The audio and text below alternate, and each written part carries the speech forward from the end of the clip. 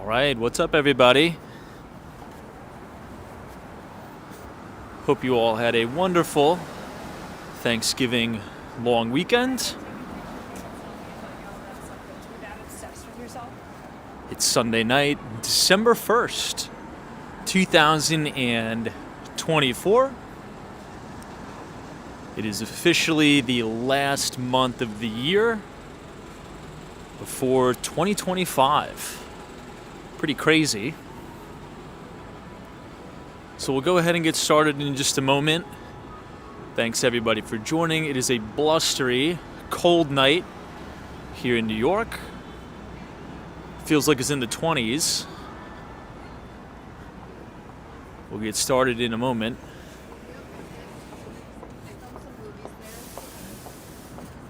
Sunshine after rain, what's going on? Austin City Limits, Ricky, Cynthia, Reggie 44. What's up? Reggie says Christmas rally. Well, we'll talk about it. Perhaps the Santa Claus rally came early. I was looking through some charts just today when I was in the office, and a lot of stuff is extended. So we'll see what we can make about that.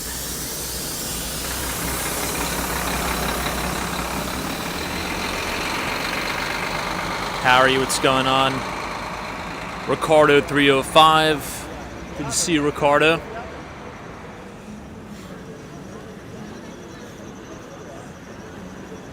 Omega Sparrow, cheers.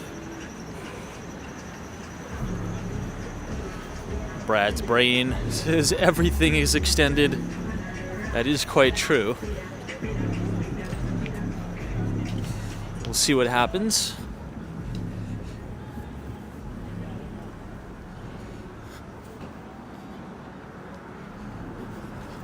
New England crypto, what's going on? We have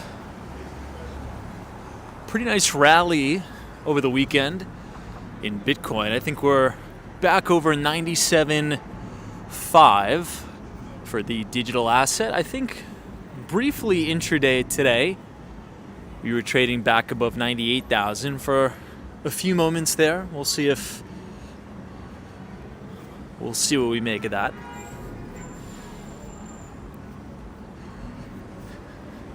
Anyway, if you guys, we'll just do the nightly audio and visual check. If you guys can hear us. Also, if we're streaming in 1080p, just give a thumbs up in the chat. We'll get started here in a moment. We're going to be talking about a lot of the big economic data coming up for the first week of December. Lots of manufacturing data and the like. Mike G's here. What's going on? Mr. 15 Central Park West.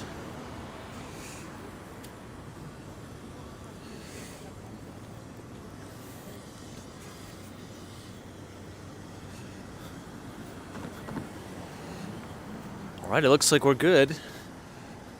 Well, good evening, everybody, and welcome back to Walks on Wall Street. Today is December 1st, 2024. It is the first day of the month and the last month of the year before we ring in 2025. Lots of interesting forecasts being made for 2025. So far, right, it's never good to call it too early, but so far, assuming all stays the same, which is a big assumption, the S&P 500 will have rallied 20+% in 2 consecutive years. Oops, hold on one second.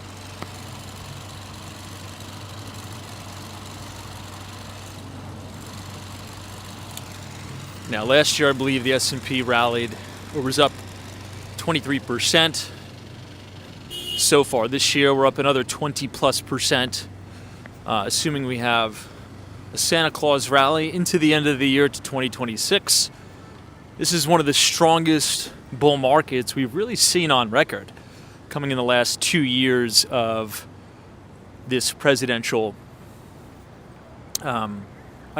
stint from the Biden administration. Now, if we do a little bit of a post-analysis, and if we review kind of what we've been talking about all year, and if we review some of the data, the stock market is usually the strongest during a presidential election year when a Democrat is in office.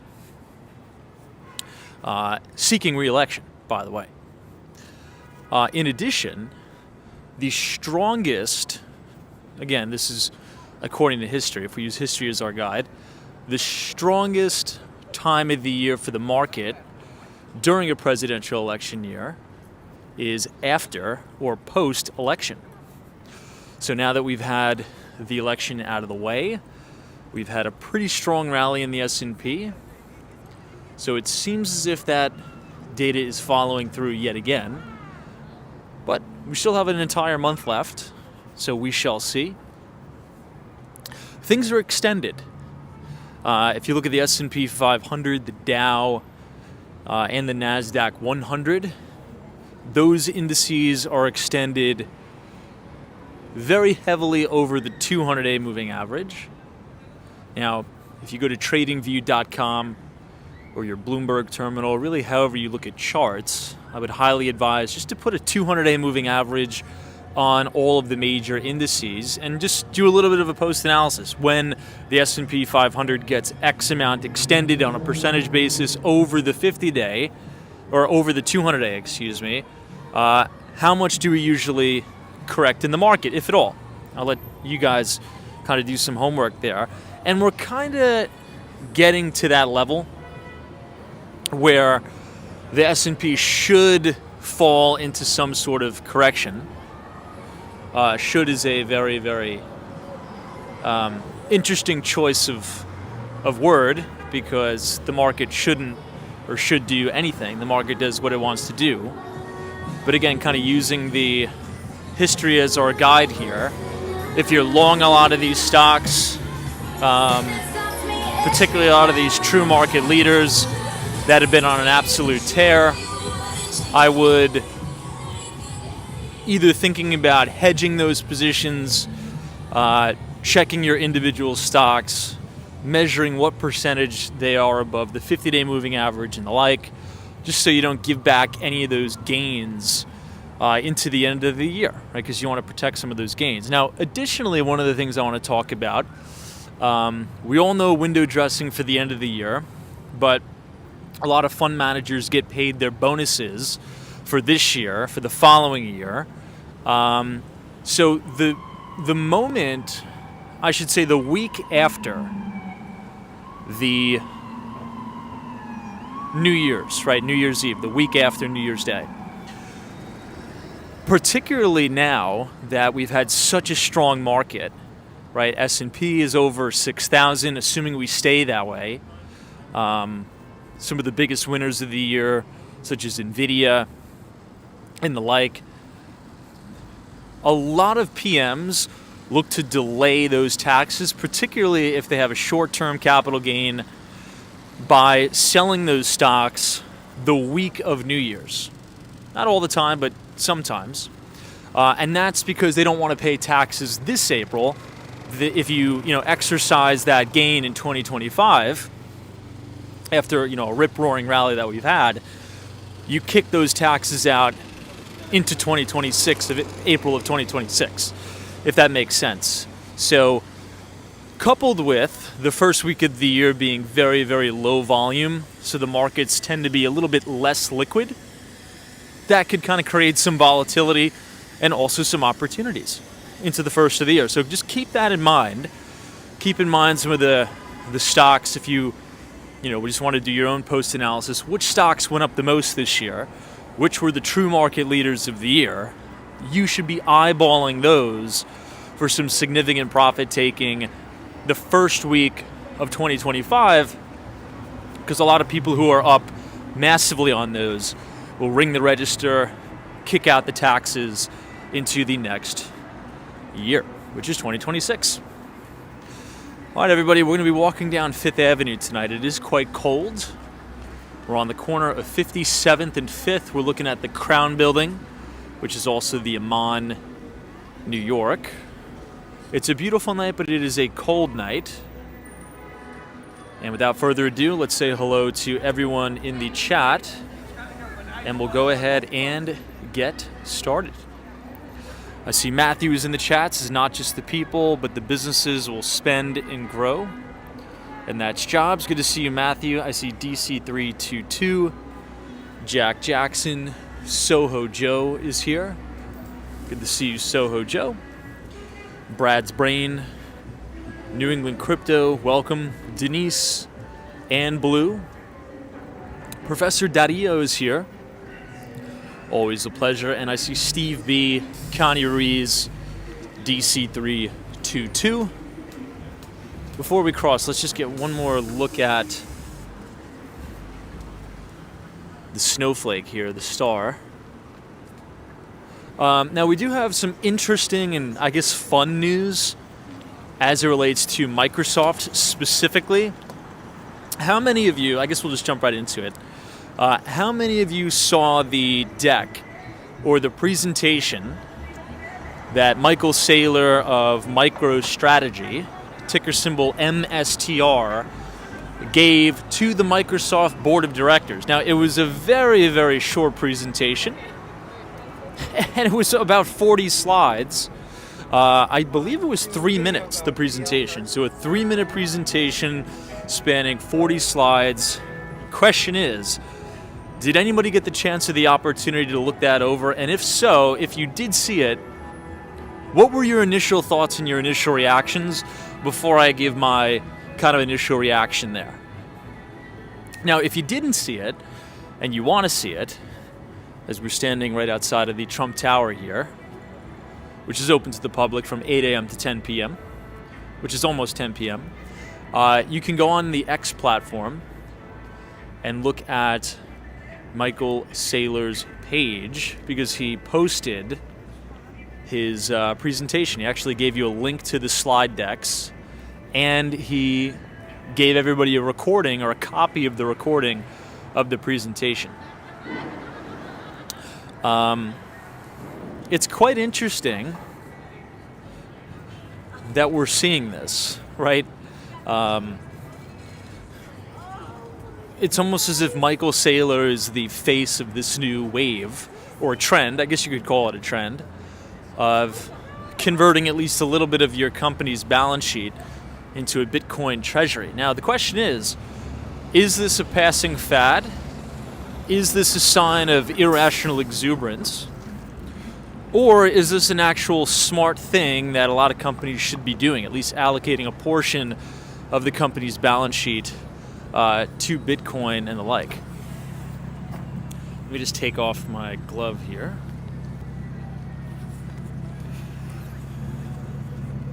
Cross over to the other side.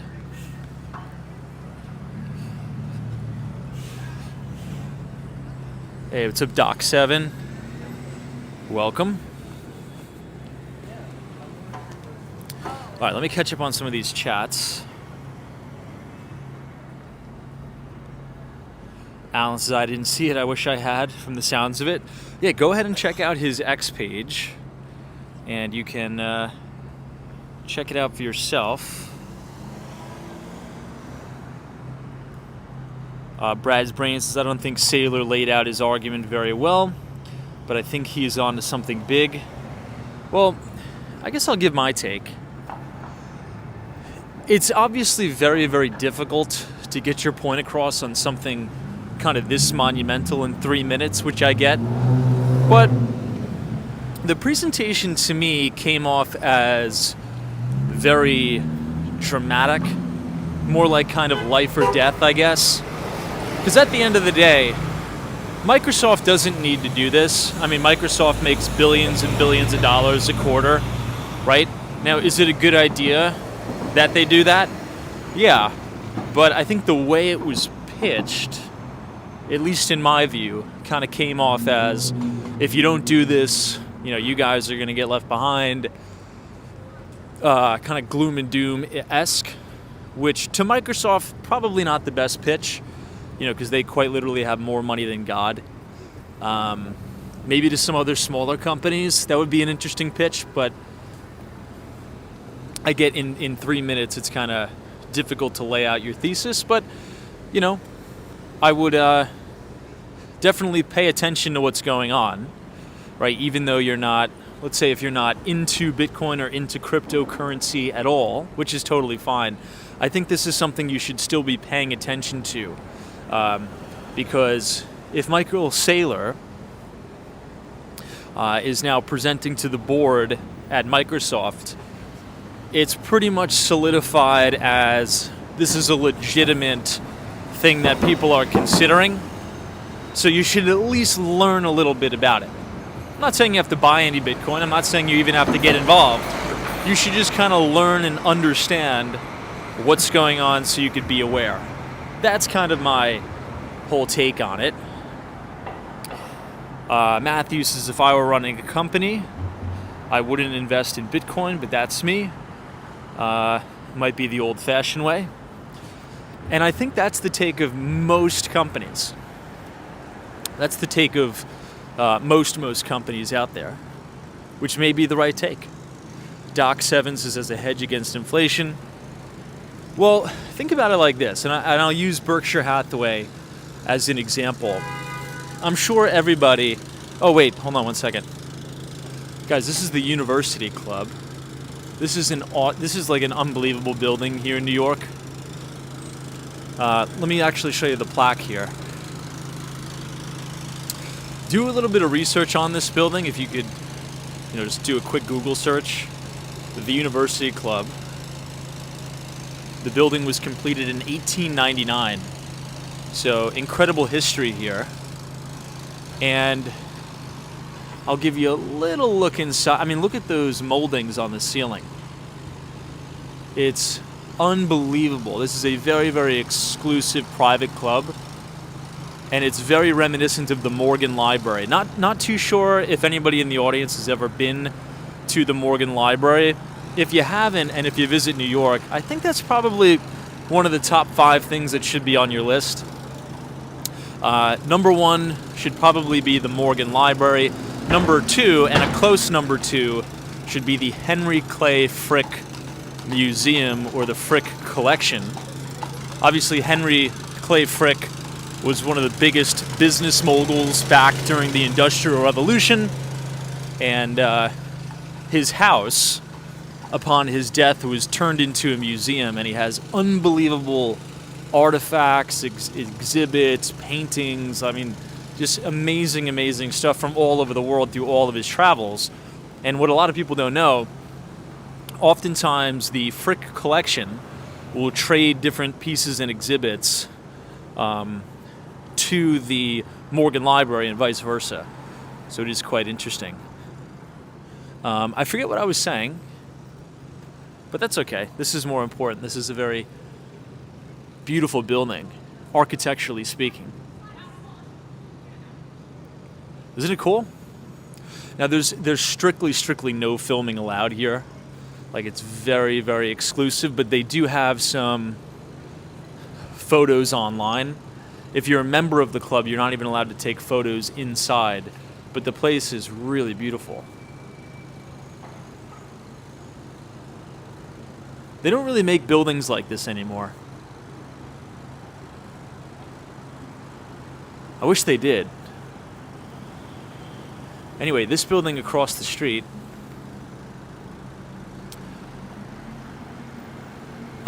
is the Mandarin Oriental Residences. Brand new.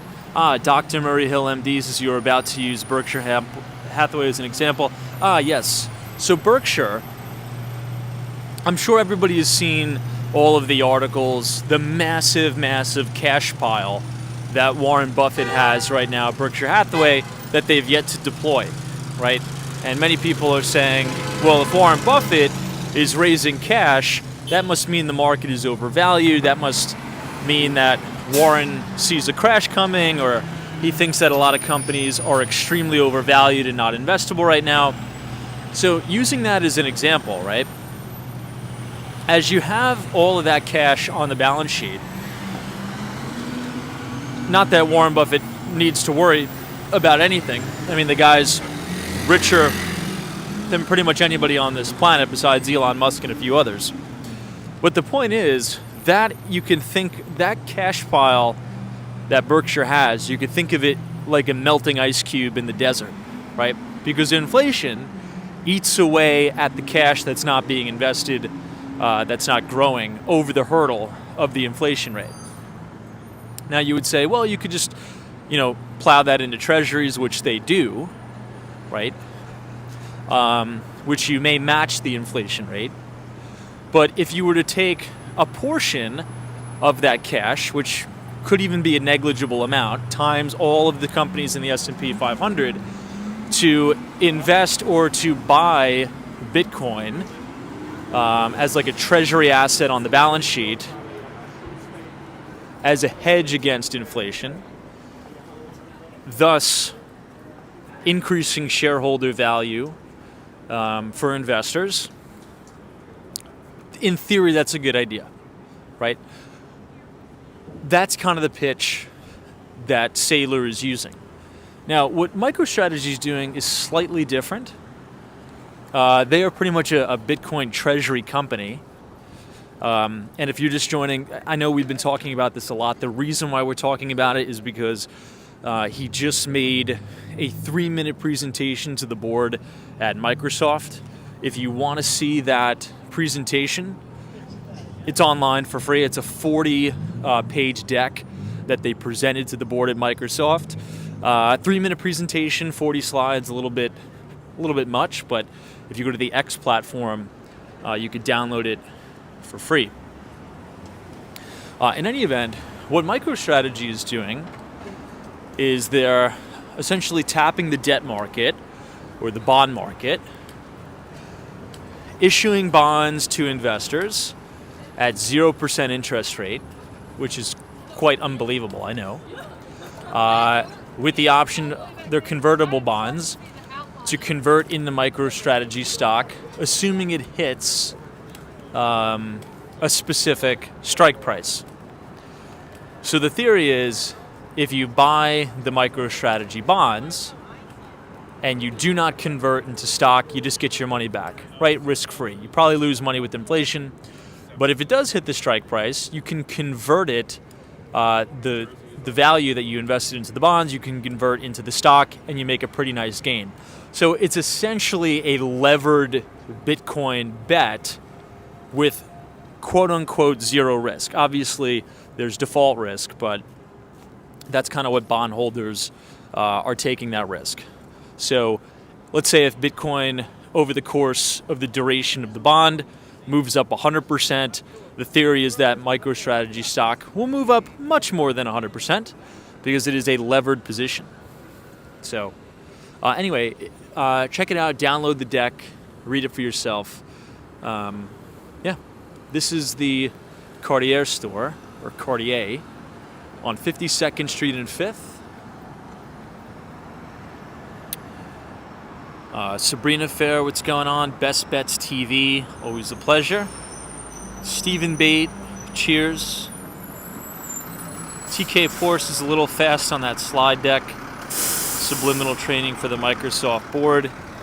Yeah, and kind of what we spoke about before, I think the presentation itself was a little bit, I don't want to say condescending, but it's hard to get everything into 3 minutes, for sure. Maybe a little bit lengthy. Someone's talking about the Hunter Biden pardon. Yeah, I saw that.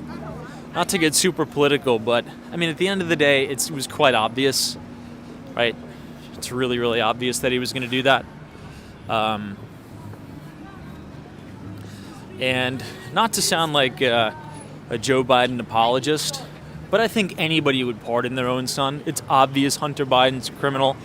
It's obvious it's all corruption. It's like very, very obvious. But it's also very, very obvious that if your dad is the president of the United States, you can probably expect him to pardon you. Like, that's also very obvious. So I don't think it's any kind of breaking news event, in my view, anyway, right? I mean, a dad is going to pardon his son, and it was quite obvious all along. So Reggie 4040 says, "Why promise he wouldn't?" Well, I mean, it's political obviousness, right? If you're the president of the United States and you know that your son is a criminal, you're not going to say, "Yeah, I'm going to pardon him," because that's essentially admitting the guilt. You would just gaslight until the very end and say, "Hey, I don't think my son has been treated fairly," and then pardon him. It's kind of an obvious, at least to me, it was kind of an obvious playbook. Again, I'm not to get political, but that's kind of my take on it. But I don't see how it's like super shocking breaking news. You know, it is what it is. It is what it is.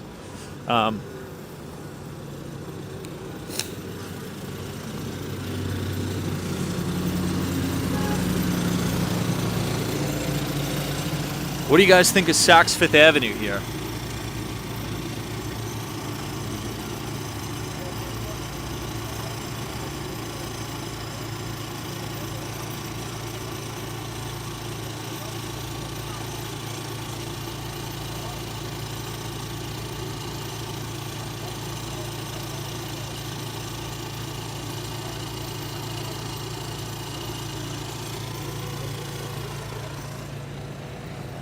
Let's make this right.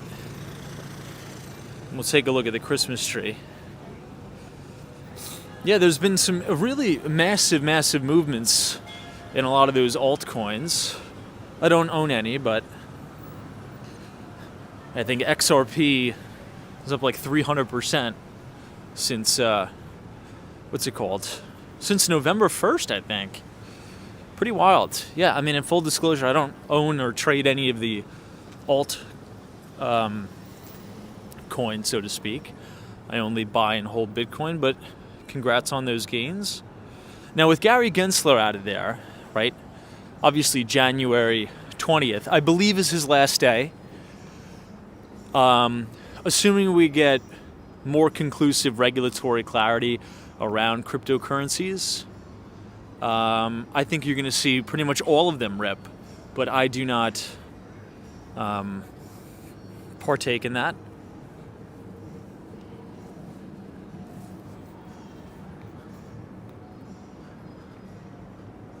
Man, the Christmas tree looks nice. Shrek says, "Tom, for high-end properties that close, what are closing gifts that realtors give?" That's a really interesting question. It depends on how big the deal is. I've seen some wild stuff. And it also depends on the client.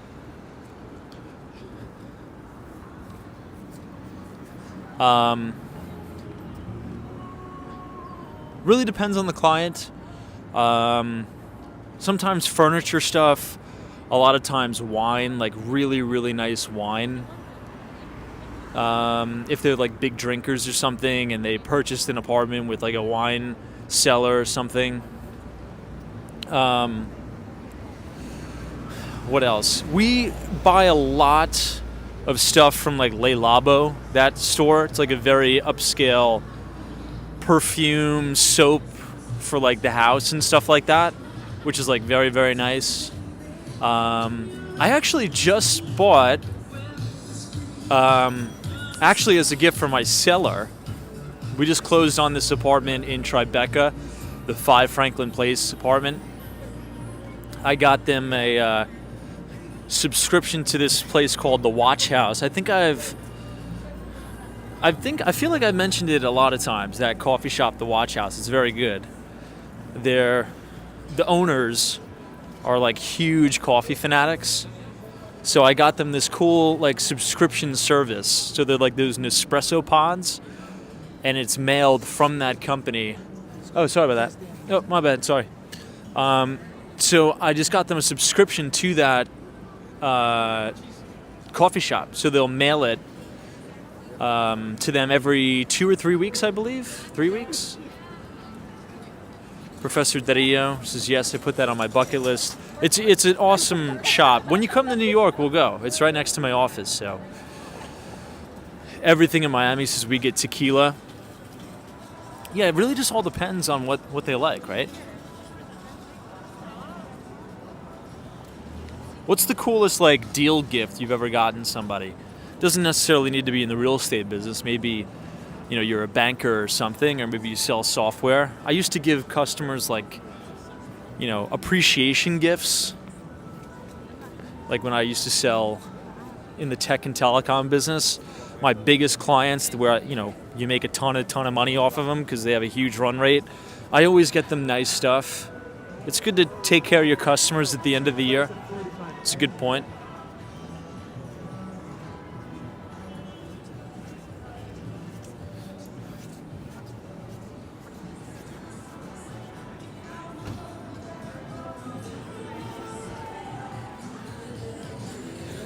Yeah, everything in Miami is cash.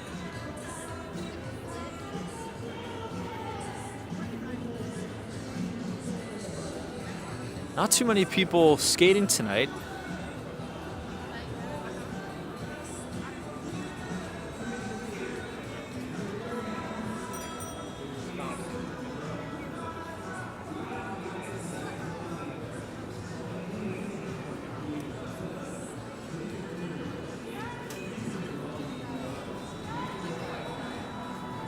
Stephen Longs as an enterprise SaaS vendor gave me ski passes. Ooh, nice. That's good. He should. I mean,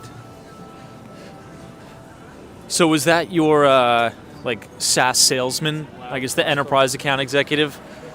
Those guys and girls make a good penny, right? Because it's a very high margin business. That's a good gift. Skis. That's really good. I once got my client tickets to the Hamilton, that Broadway show, but this was when like Hamilton was first a thing, and it took forever to get tickets, and the tickets were like thousands of dollars. It was like $1,000 for one ticket to Hamilton, and I told the guy, I'm like, yeah, no worries, I got it, I'll get you, and thinking it's like, a few $100s and maybe like $50 a ticket. So I go back and look up the price to do the T&E, like expense it. And I'm like, oh my God, I'm gonna have to explain to my boss that we have to spend thousands of dollars on these tickets to Hamilton. I thought I was gonna get fired. But yeah, I think that was like the biggest, like Yankee stuff also, but I don't really like going to sports. That's a hot take. What do you guys think about this? I'm actually not a huge fan of taking clients to sporting events, to be quite honest. That's really big in like the banking community. Also, I had this like top performing sales guy that was in my office that used to do that. I'm actually not a fan of taking clients to sporting events. It's just too much, too long, and it could be kind of awkward and weird. I think dinner's better. If they like it, if they're like a huge fanatic, like if they're a big Rangers fanatic, sure, you could take them to a game, but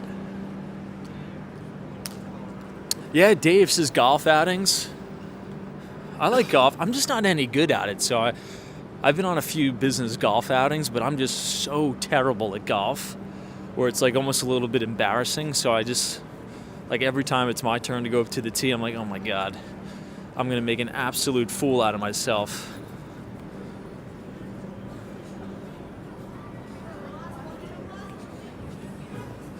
Maybe that'll be one of my 2025 goals.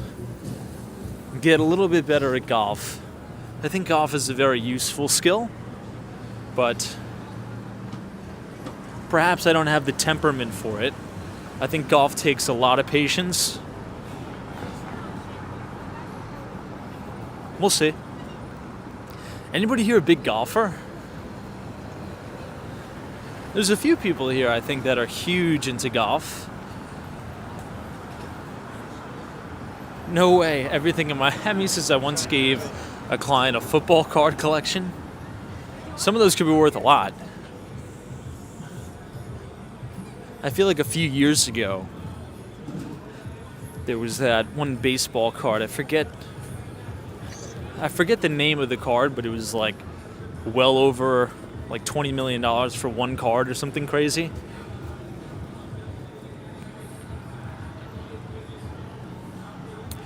Yeah, New York City hiking discovery says cryptocurrency doing pretty good recently. Absolutely, my friend, absolutely. Maybe we'll hit that 100,000 on Bitcoin this week. We'll see. Hopefully, fingers crossed.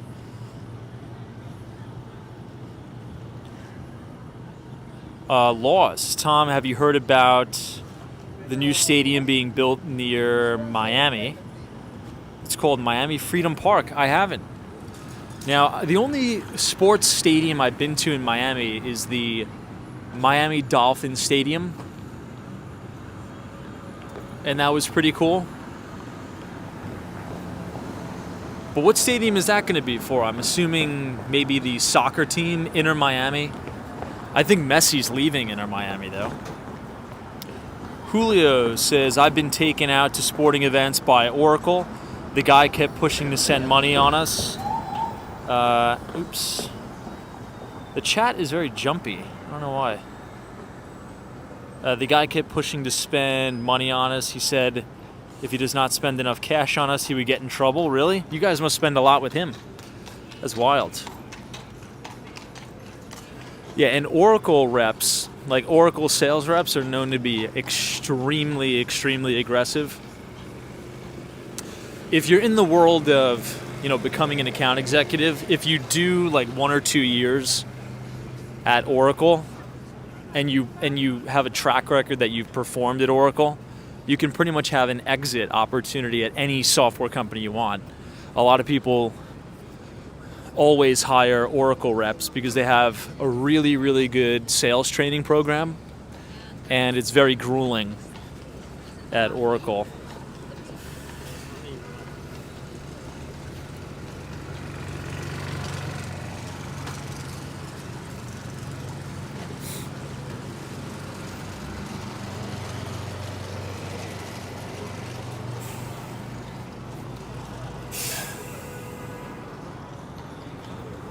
Wes is how much do they make? It really, really depends. I mean, if you're selling enterprise software, the top people, like if you're an enterprise account executive, if you are like a public sector account executive. So I'll give you an example. Let's say if you work at Microsoft and you're selling Azure, or you're an AWS salesperson, or Google's cloud, right? And you're selling into the government, public sector, or SLED, as they call them, SLED. A SLED rep is like state, local government education. If you could you imagine the commission that those public sector reps made, that $40 billion or whatever it was contract, or I think it was a $1 billion contract that the government signed with AWS and Azure. Like, that is a ridiculous commission check. So some of them, I mean, if you're working on that deal, some of them can make, probably net over $1 million in the year. But I would say the average, if you're like an enterprise account executive at a SaaS company or software company, and you do well, you hit your quota, you may, do 110 to 120% of your quota, you're probably doing like maybe 350 to 400 as an enterprise account executive performing.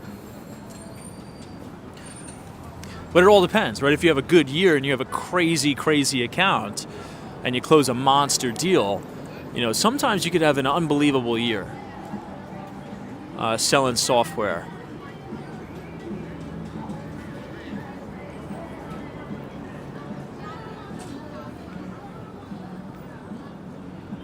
This is the Halal guys. Hey, what's up, Michelle K, Triple G? Welcome.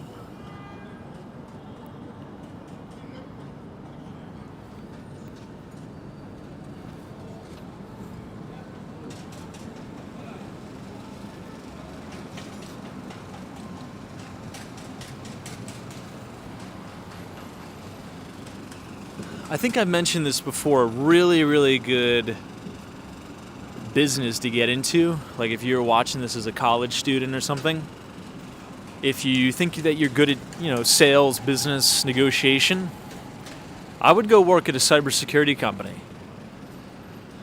and I would, move up the corporate ladder.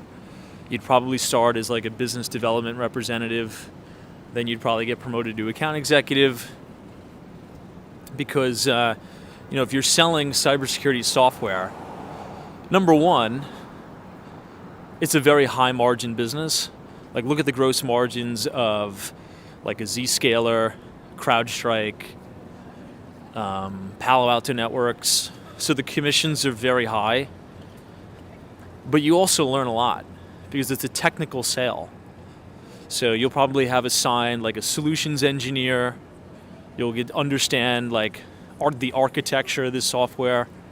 So it's a very interesting job. You learn a lot about cybersecurity. You learn a lot about software, and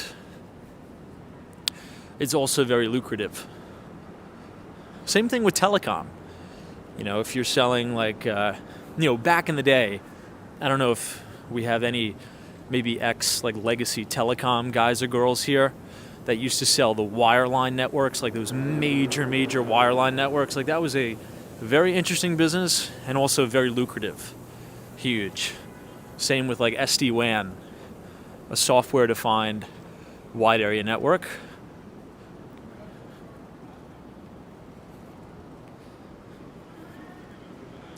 Yeah, that's true. DC322 says I don't want to think about the CrowdStrike debacle. Pretty wild that was this year. CrowdStrike pretty much bricked the entire country. And I think it cost many of the airlines millions of dollars.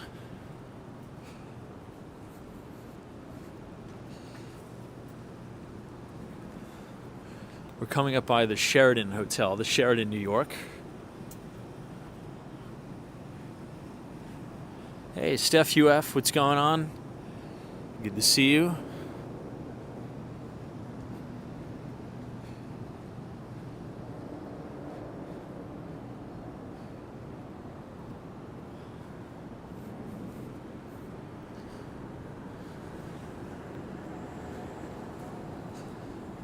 This is the 7th Avenue subway station. You get the B, D, and E trains.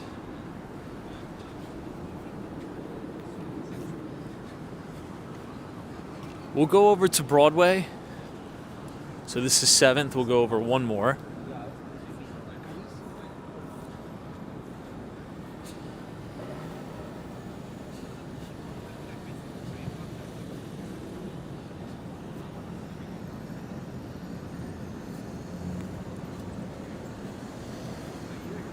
This is a view looking right down into Times Square.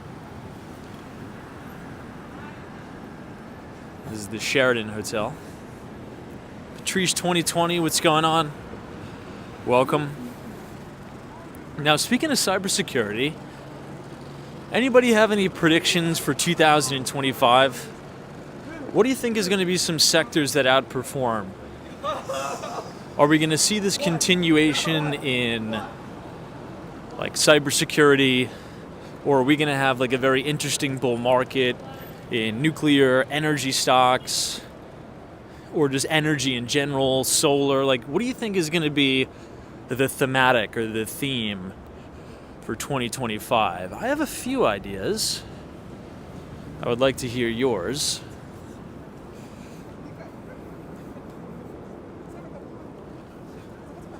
This is The Late Show. Stephen Colbert. The Ed Sullivan Theater.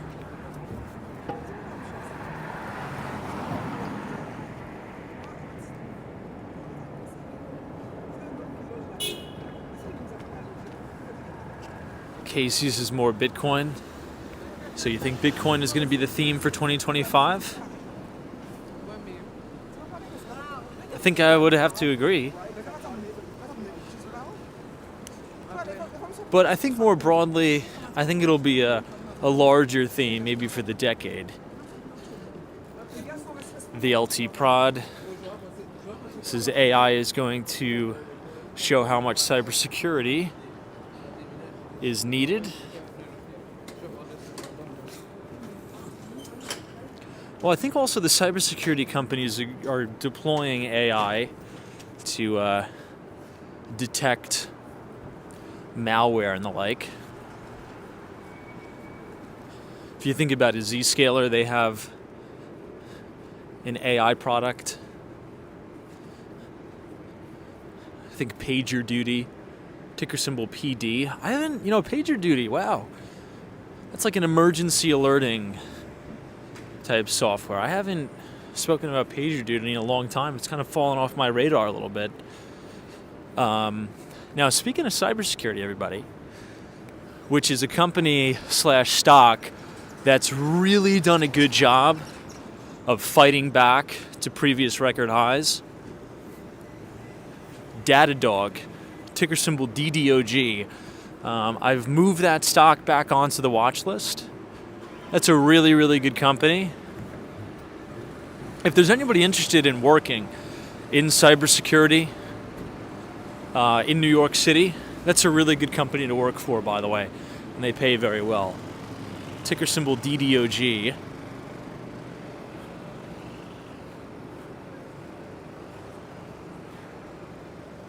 Richard's cybersecurity and crypto. Kathleen's is nuclear or energy in general. I think that's a really good theme. Energy in general for sure, right? Because as we've talked about, if you're going to have really, if AI is going to be a thing, we're going to need more energy.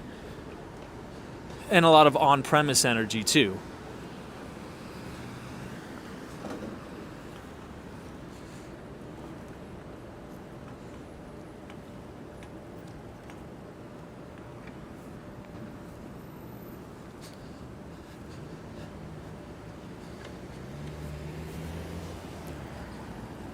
Someone says finance industry going on the blockchain. There's this company called Blackline. I think the ticker symbol is BL. That stock hasn't been on my radar in quite some time as well. I'll have to look and see how they're doing. But I think the company is called Blackline, and ticker symbol is BL.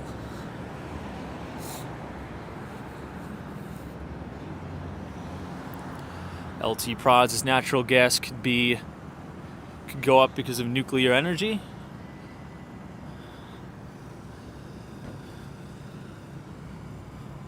Yeah, Chris's 24-hour stock market, tokenize everything. That's an interesting point. I mean, the SEC, I believe, has approved 24-hour trading. And I do agree about the tokenization of everything. I do agree with that. I think that is the future. Chris, if you're interested in the crypto markets, it seems like you are, there's a really, really good company to follow. I think you'd enjoy it. 10T Holdings. So you can go ahead and look that up as we're looking at 220 Central Park South and Central Park Tower. But 10T Holdings is a fund that is run by Dan Tapiero. And Dan's a really, really good guy. If you have X platform, you should also follow Dan on X. I talk to him from time to time. He's been a raging bull on Bitcoin, but 10T Holdings only invests in equity, which is quite interesting. You would think, many of you are probably saying, wait, if this guy is, big into Bitcoin and crypto, why is he only an equity investor? Or not equity in terms of stock. He invests in crypto infrastructure companies mainly due to the regulation, right? So let's say, for example, because they run a lot of money for pension funds like CalPERS and many others. So Dan Tapiero, I guess for a little bit of backstory, he got his start trading on Wall Street under Stan Druckenmiller. And Stan Druckenmiller, one of the greatest of all time, he's never had a down year, not even once. So he's never lost money, not even 1 year, which is wild. I think his CAGR, his compounded annualized growth rate, is like 30+%. He's like one of the greatest to ever do it. He started working for Soros, the Soros funds. Another great trader and investor. In any event, what he says, and this is like the key to everything, right? What Dan has been saying is that with the terrible, terrible regulation due to Gary Gensler at the SEC, who is now on his way out, prevents, like if you run some money for these pension funds and the like, they're not even allowed to hold any of these tokens or assets. It's just not even allowed. So you can't get them exposure to this stuff. But what you can do, right, as kind of a derivative of that is, they'll do a private placement in like Ledger, right, or something like that. So they'll get these funds exposure to the Bitcoin and crypto world through the companies, right, that supply the infrastructure to the Bitcoin and crypto world. So you could look at their entire portfolio if you go to the 10T Holdings website. You could read a little bit about Dan Tapiero, one of the greatest. He's just a really great money manager. And what I'm excited about is, and we've talked about this before, but now that we're getting a new SEC chair, we're going to have clear, concrete railroad, like a railroad, to give guidelines on what you can and can't do in terms of cryptocurrency. And I think that's going to open up the floodgates for direct investing from the big sovereigns, like a big sovereign wealth fund, a big a pension fund, and the like. So yeah, check them out, 10T Holdings, and you can see that see their whole portfolio. Let's do one lap around Columbus Circle. But if you guys are enjoying the live stream so far tonight, hit the like button and subscribe to the channel if you're new. Now, just as a quick reminder, this week, everybody, we're going to be sending out our 2025 outlook for the markets. If you want to receive that for free, just scan the QR code on your screen, punch in your email. It's going to take you to our Substack. So we do this every year. We publish our outlook for the next year, our thematics. So the main themes, what are going to be the main themes for the next year? Is it going to be cybersecurity? Is it going to be nuclear energy? Is it going to be AI? Is it going to be Bitcoin and cryptocurrency? Is it going to be enterprise software? Is it going to be SaaS? What is it going to be? Well, we have a few ideas. If you want to read that, again, just scan the QR code on your screen, punch in your email, or you could type !news, NEWS, in the chat, and it'll drop a link to the Behind the Street newsletter on our Substack. Oops, this person dropped her scarf. Excuse me. Hey, excuse me. Here. Yep, no problem. Steve CR says Bitcoin to the moon. Agreed. All right, let me get this off here.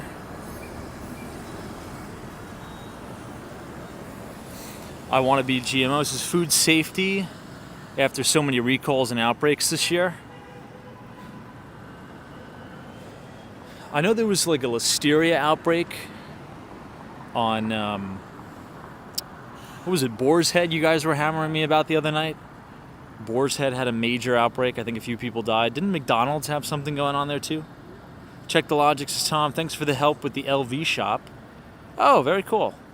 Love that. Check the Logic. Fantastic. All right, let's get one more shot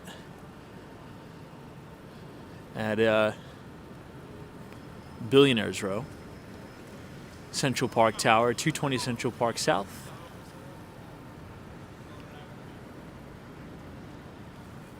But let's go around and look at the Mandarin Oriental.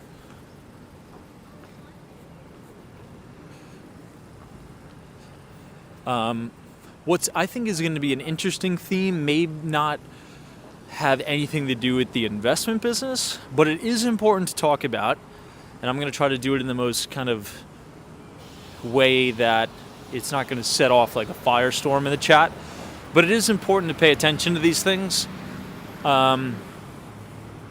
It's the death of all this woke nonsense, like these DEI programs. If you have Walmart, which is one of the largest employers in the United States, coming out and making a statement that they're going to roll back this DEI nonsense, you can kind of put a nail in the coffin. All of that stuff is gone, which is the way it should be, right? It should just be merit-based. And believe it or not, I think that's going to streamline a lot of efficiencies of companies. I think that's going to make companies more profitable. If anybody's ever worked in corporate America, I think we've all worked in corporate America before. It seems like as of late, it's just a big HR nightmare. Everybody is, tiptoeing around. You don't want to say the wrong thing. You don't want to say the wrong pronoun. That's going away. I think there's going to be more normalcy. I don't think these companies are going to bend to the fringe minority. And that is going to trim a lot of the fat out of HR. A lot of these HR departments at companies have gotten really, really bloated. So think about at Meta, right, Zuckerberg's company, the year of efficiency and what they've done at Meta, what Elon has done at formerly known as Twitter, now known as X. They were able to cut back on a lot of jobs while still maintaining the operations of the company and then superseding the performance of the company when they had more employees. So that is, you're going to see a lot of efficiency. So Zuckerberg coined the term the age of efficiency for Meta about 2 years ago, turned the company around. I think this is going to be the age of efficiency for the United States. Broad-based across all companies. Anyway, guys, what do you think about the Christmas tree and the Christmas ornaments outside of the Mandarin Oriental? Michaela says, hey Tom, I work in corporate marketing for a major grocery store chain. I'm definitely happy to see DEI getting the boot. That's a really good data there. Thank you for sharing that. At my previous company, I won't share the name of the company, I got written up twice for not putting my pronouns in my email signature. Promise, I swear. Twice. This was during the COVID nonsense pandemic. Everybody was working from home, and I got 2 notices by HR that I had to, in my email signature, put the pronouns. I'm not into that stuff. I just want to be left alone. I want to work. I respect everybody. You don't need to call me. You don't need to tiptoe around me and, worry if I'm a he or a she. Don't worry about it, okay? That's the way I roll. Don't worry about offending me. Don't worry about misgendering me. Just buy something or that's it. That's the way I operate.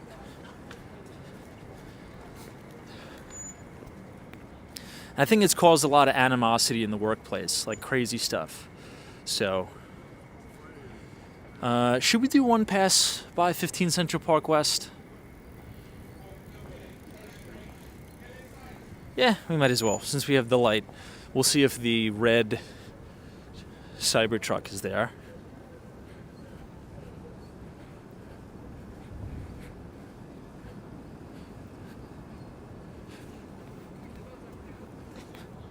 Maybe we'll go up one more, just so we could do the full loop.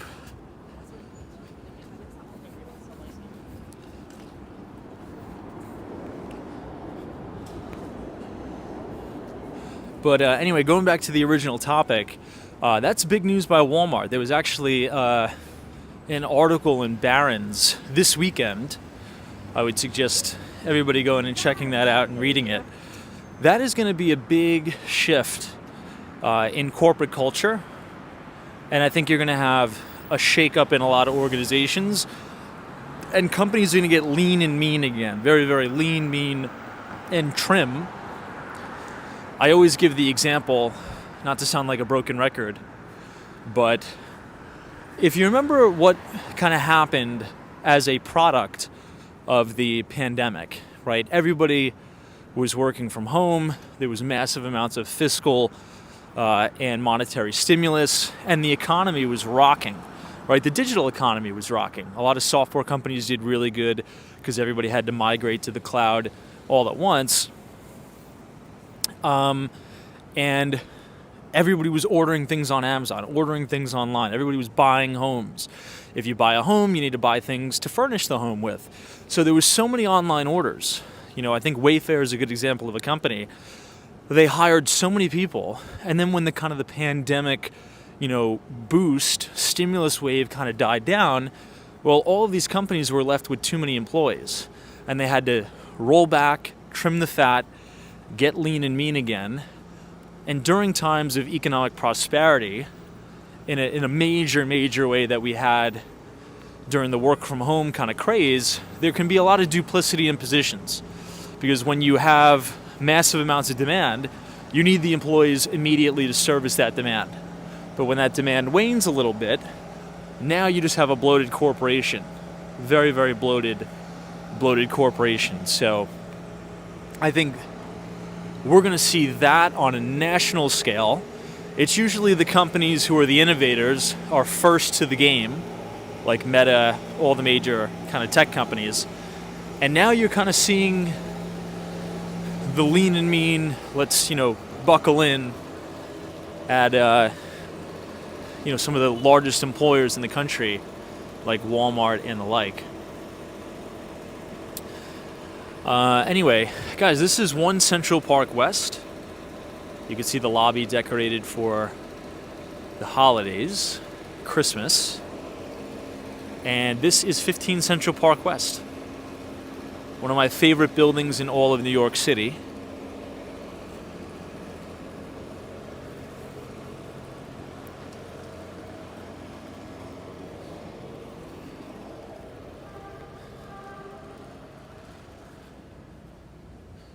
Yeah, Doc Sevens' Limestone Jesus, indeed.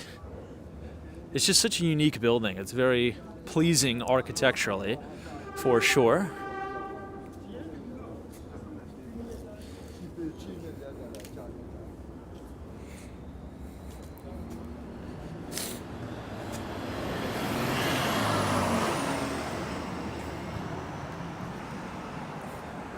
Yeah, Jax, as the work from home craze has left 30% of commercial real estate empty. That's been another interesting trend, right? This migration towards Class A office property, and everything else has been really left vacant. I think that'll spur a lot of condo conversion projects, assuming that it's, fiscally makes sense, right? If financially it makes sense to do a conversion project, and zoning, that's another big thing. If the zoning allows for it, I think you'll see that. Now, so the old Pfizer, so if you think, let me get my geography right here. So near the Chrysler building, just off to the right of it, I think as you head towards 1st and 2nd Avenue, that is where the old Pfizer headquarters used to be. It's since relocated to Hudson Yards. That building is going to be the largest office to apartment conversion in history. Now, that is going to dethrone Harry Maclow's One Wall Street. So currently, One Wall Street holds the record for the largest office to apartment conversion in the city's history, by the same developer who did this building. So if you look at this building all the way in the distance right here, that is 432 Park Avenue, also done by Harry Maclow. He holds the record for doing the largest office to residential conversion. It's about 580 units at One Wall Street, right in front of the New York Stock Exchange. It's not selling too well, for reasons which maybe we'll discuss on a different live stream. But that is now going to be the largest, which is very encouraging for the city, because if you haven't noticed, we have an affordability crisis in Manhattan, and really throughout all the boroughs, right? It's like $5,000 a month for an average apartment in Manhattan. Obviously, the average gets skewed because you have so many of these really, really nice condos and apartments on the ultra luxury end, but still, it's very, very expensive to live in New York City. And really the only one way we're going to get prices down so people can afford to live is going to be by building more inventory. We need more supply. So I will give the city credit for that. They've been working to make zoning laws and regulations a little bit more relaxed to allow developers and give them incentive to convert a lot of these old office buildings into apartments, which is good because the more supply we have, obviously basic supply and demand, people can actually afford to rent an apartment for an affordable price. So it's a good point. Hey, what's up, JC? This is Tom. Our price is rising in Long Island City. You know, Long Island City, if you talk to anybody who is born and raised, or at least just grew up in Long Island City, the change from just over the last 10 years is unreal. Long Island City is like expensive now. I would even consider LIC like that's an expensive place to live. There's a lot of luxury apartments that went up there, and really nice ones too. You know, crazy amenities, swimming pools. I don't know what this guy's doing. This guy's just like parked in the middle of the road there. But yeah, prices have boomed in Long Island City. It's been crazy. Now, another part of Queens that has been on a tear too is Astoria. I mean, who remembers all the way back in the day, Astoria, Queens, more like industrial kind of. That's really being built up now too.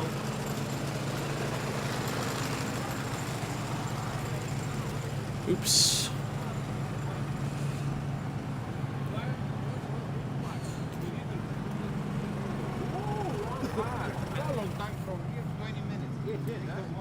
Austin city limits is snowing unbelievably in Buffalo. How many feet of snow do they have there? Like 1 or 2? 2 feet?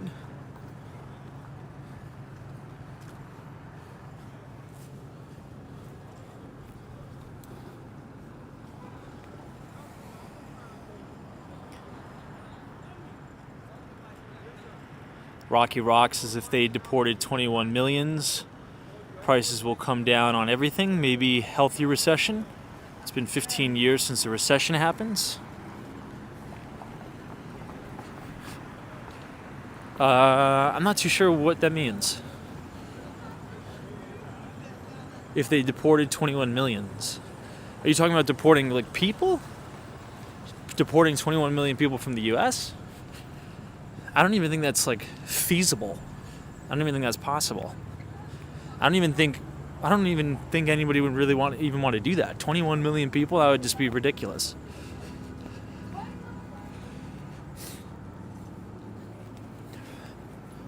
Now, my take on that, which I know it's kind of going to set off the chat,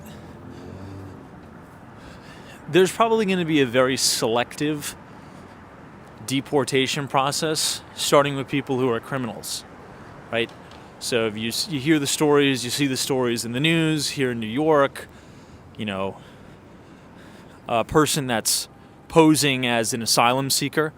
You know, there are asylum seekers, which are real, right? People seeking asylum in the U.S., there's no problem with that whatsoever. I welcome asylum seekers. But there's also fake ones, right, that come here to wreak havoc and commit crimes, murder people, kill people, which also does happen. Those people will go back, which I think they should. right? If you're coming here to do crime, you should go back. I think it's very super cut and dry. I mean, that's just the way I think about it.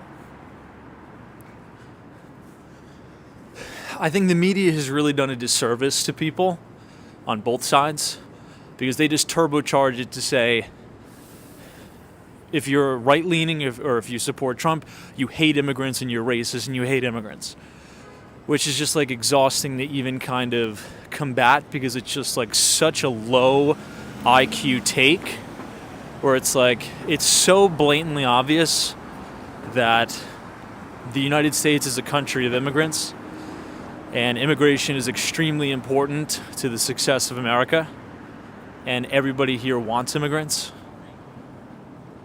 The people we're talking about, and again, it's kind of exhausting explaining it. The people we're talking about are the individuals who come here and commit violent crimes. We don't want those people. I would rather trade 10,000 asylum seekers for one fake asylum seeker coming here to commit crimes. I don't understand what's so controversial about that. But anyway, this is the Nordstrom building.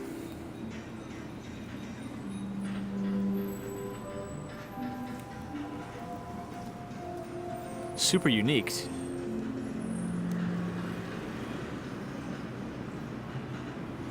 Law says news is allergic to nuance. I just think news is all about the ratings, right? You know, if you're a news organization, what's going to drive more ratings? You know, these crazy headlines that everybody is, at each other's throats and everybody's a racist, or, a very nuanced, high IQ, calm, normal take of the immigration system is broken. We need to fix it. We need to close the border. And we need to allow more immigrants into the country who want to come here the right way, who want to work. I think that's pretty normal, and we want to keep the bad actors out. So if you want to come to the U.S., please come to the U.S. We want you to be educated here. And when you're done with your education, we don't want you to go back to your country. We want you to stay here and get a good job or build a company, build a business, build the next Google, build the next Microsoft. That is important. Not a lot of people talk about that type of immigration scenario either. There's a lot of people who come to the United States on a student visa. They get educated in the United States, but then with their visa issues, it's so difficult for them to stay in the United States post-graduation that we just send them back to their country, and then it's like, well, we just lost all of that super smart talent. We want to retain that talent. Anyway, this is Carnegie Hall. The facade is beautiful. Unfortunately, there's still scaffolding over it.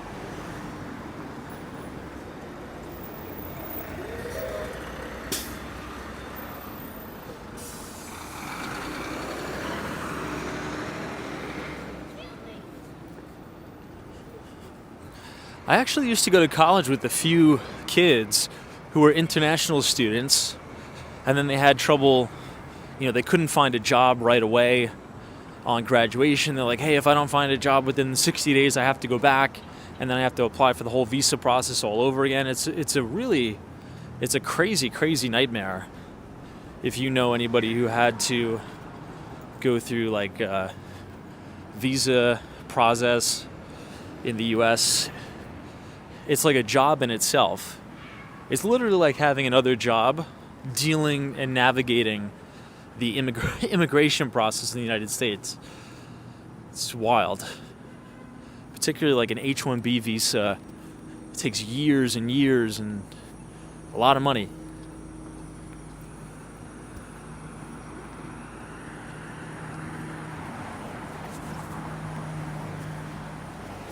Let's check out the New York Athletic Club.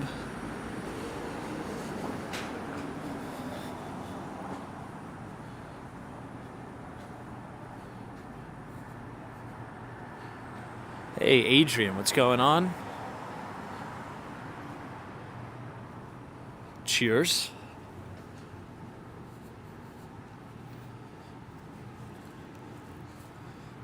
Look at this, Paris 2024. New York Athletic Club. MPA, this is first time here and I love it. Well, thank you for joining us. We appreciate it. We do these live streams every day, usually starting around 8:45. So hopefully we see you back here. Feel free to subscribe if you're new.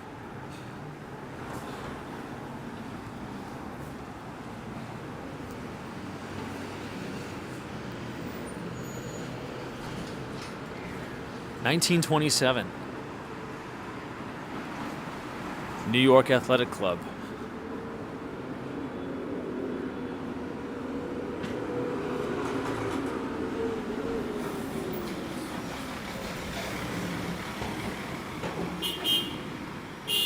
Peter says, I stayed at the Peninsula several years ago before the prices went crazy. Peter, I went inside the St. Regis Hotel today. Oh my God, is it beautiful. Let me see if I can show you guys a photo of it.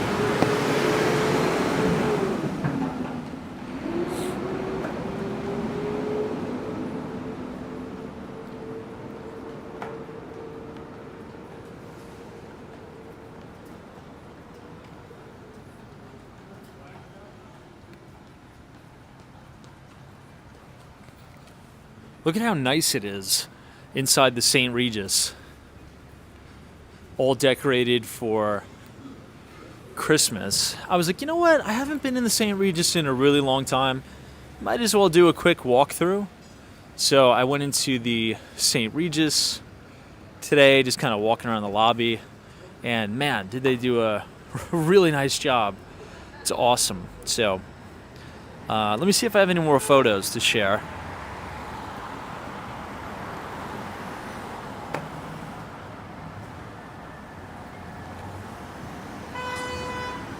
I don't think I do. Anyway, if you're in the city, you don't even have to stay at the hotel. Just it's worth checking out all the decorations there.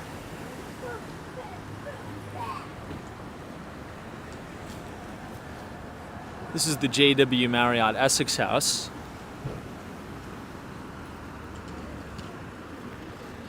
You guys want to take a peek at the brand new lobby?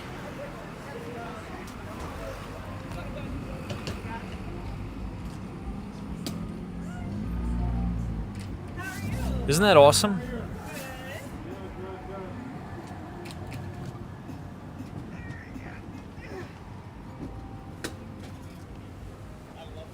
And you're right on Central Park.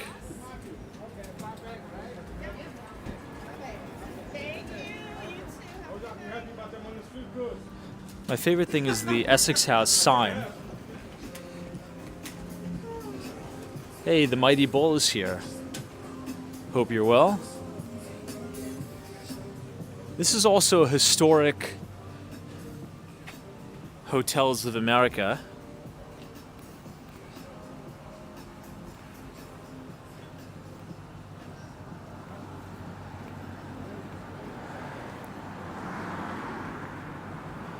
This is also a good restaurant. It's pretty pricey though. But if you come to New York, check out this bourbon steak inside the Essex House.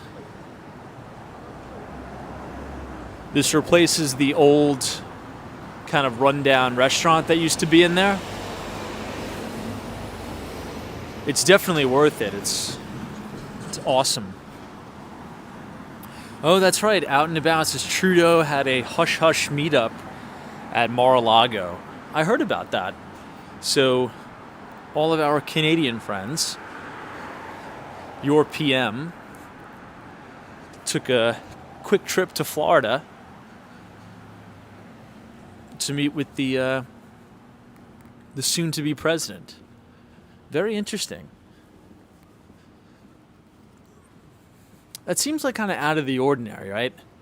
Seems like Trudeau is, again, I don't want to put, thoughts in his brain, but it seems like he's scrambling. He's like, oh my gosh, I got to meet with Trump now because Trump is threatening all these tariffs. We have to de-escalate, which, by the way, is the whole intention of the tariffs, right? Which is kind of the point that I've been trying to get across for the last 2 months we've been talking about this. The point of the tariffs is not to leave them on, right? The point is to threaten with the tariffs to get people to come back to the negotiating table. And it seems like Trudeau is crawling back to the negotiating table before the guy is even president. So who knows? Maybe it'll come to a point where we won't even have to put on the tariffs. They'll come to some sort of resolution. Who knows? Trudeau, I'm not a big fan of Trudeau. I think the Canadians deserve much better than him. But he also seems like a reasonable guy. And you never know. Maybe they'll work out some sort of an agreement. You never know.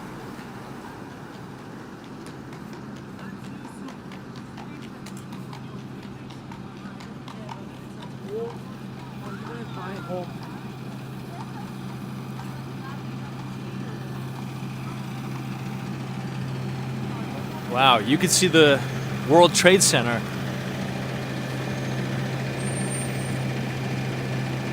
Very clearly, too.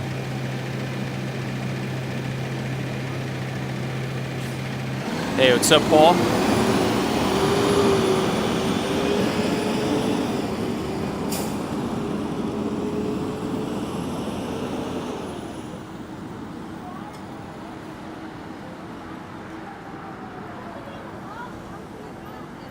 I think Trudeau is like the textbook politician. I will say that. He is like Trudeau is a perfect politician. That's what I'll say. He is a perfect politician, Trudeau. And that's not a compliment. But it's the truth. He's a very, very charismatic guy. He's a very likable guy. He's a good-looking guy, right? I think we could all agree on that. Same thing with the governor of California, Gavin Newsom. Gavin Newsom, right, he interviews well, he would debate well, but he's a slime ball, right? But he is a very, very good talker. A very, very, very good talker, that guy. So like the textbook, perfect politician. They look great on the outside, but they're an absolute slimeball crumb creep on the inside. Same thing with every politician, by the way. You can name 1,000 Republican politicians that are just like that. But as a little, political strategy, if they ran Gavin Newsom against Trump, it would have been a blowout. Just saying. You can't throw Kamala Harris up there. Can't even... Gavin Newsom would have been just bulldoze Trump. Trump's a little bit older. He's still a good talker, Trump. And I'm a conservative. But he wouldn't... Gavin Newsom is in his prime of speaking tonality, persuasion. Like, he is a sales guy. Okay? I'm a sales guy. I know good salespeople. His tonality, his persuasion, the way he answers questions, his reframing. He is a very talented guy, Gavin Newsom. In terms of his public speaking, the way he frames questions, the way he reframes questions, he's very talented. He is very, very talented.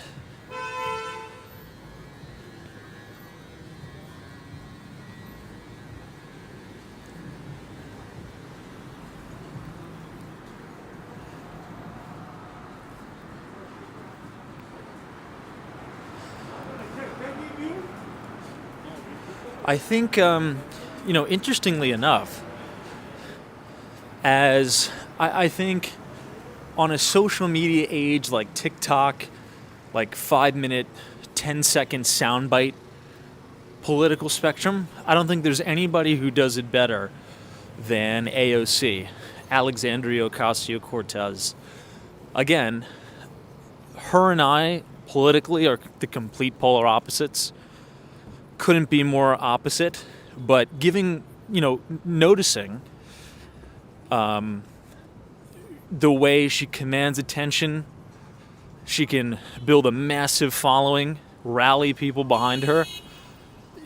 She is like the perfect 2028 TikTok teeny bopper politician, in my view. Because at the end of the day, getting elected is all about getting out there, getting in front of people, and persuading people, right? It's who brings the most energy.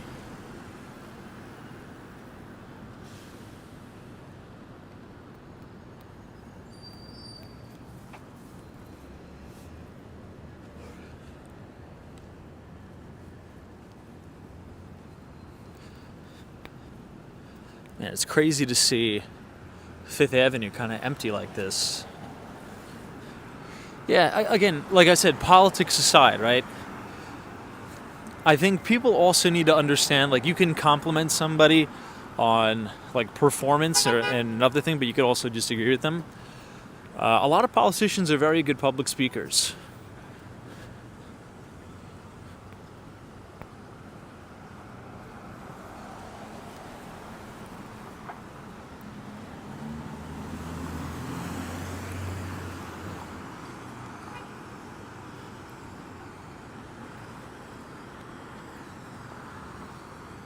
This is the Bergdorf.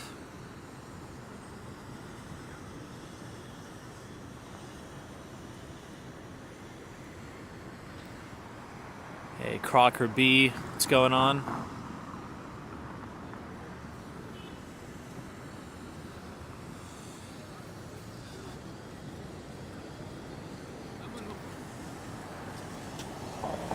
We're crossing by the GM building.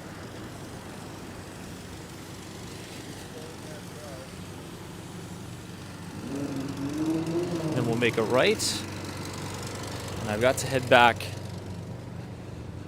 to the office. Getting a little bit too chilly out. Hey, Tesla James, thank you so much for your kind $10 donation. This is for calling Newsom a slime ball, from James and Tina from California. I appreciate that. Thank you so much for your donation. And it should be interesting to see how Tesla trades this week, by the way.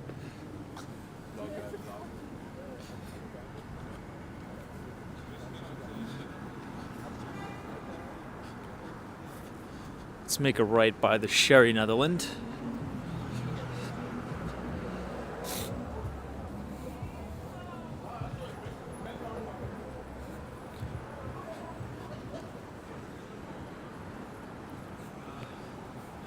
It's getting that time of year where your sinuses kind of have to adjust to the cold. Does that make sense?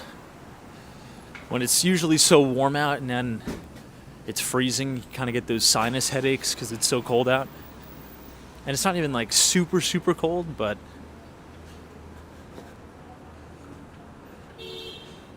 cold nonetheless.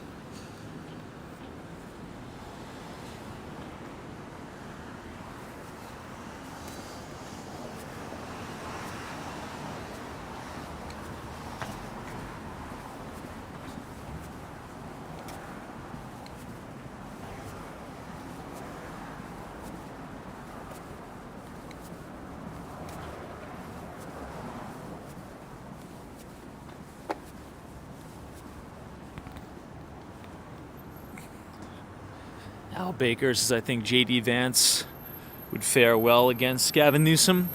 From like a debating standpoint, it would be very, very fiery. And those two would definitely go toe-to-toe. They could both speak and present very well. That's for sure. Again, regardless of politics, this conversation, we could just take politics and throw it out the window. Just based upon public speaking and the tonality, framing of questions, that would be a very, very interesting thing to watch. Newsom and J.D. Vance. Like, if you, here's a good example.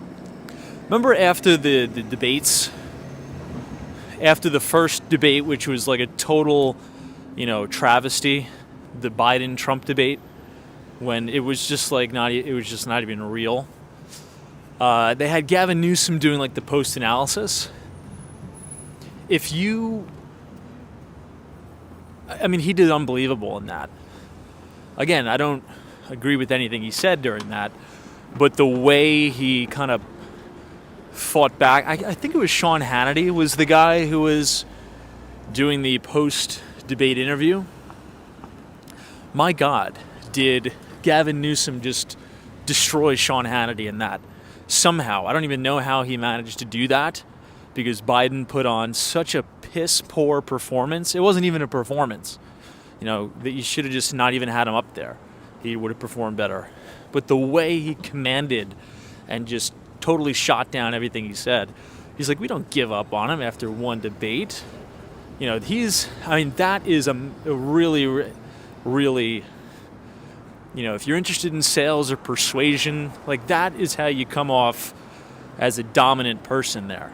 So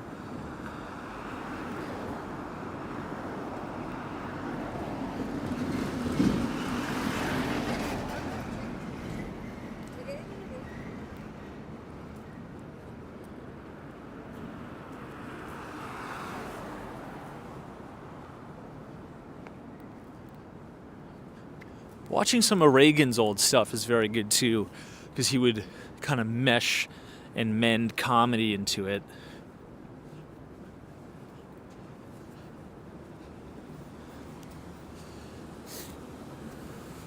And Obama's a very good public speaker as well. Very, very talented.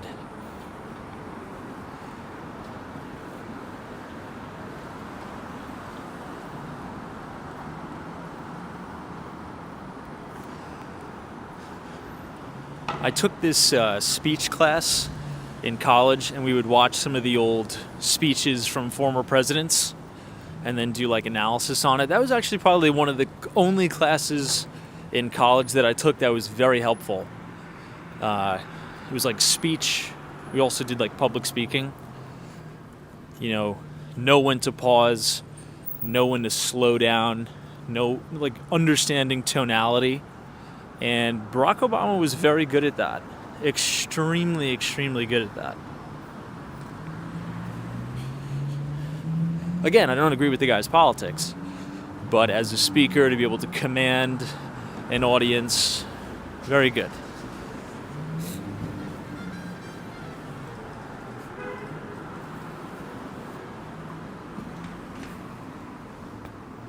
But everybody, I think I'm going to call it a night early, because it is quite cold. Tomorrow is Monday. We do have to get back at it after the long holiday week. But I appreciate everybody joining. Hopefully you enjoyed the stream tonight. New York City looked rather festive, if I do say so myself. And we will see you tomorrow. Just as a quick reminder, this week we're going to be sending out our 2025 Market Outlook.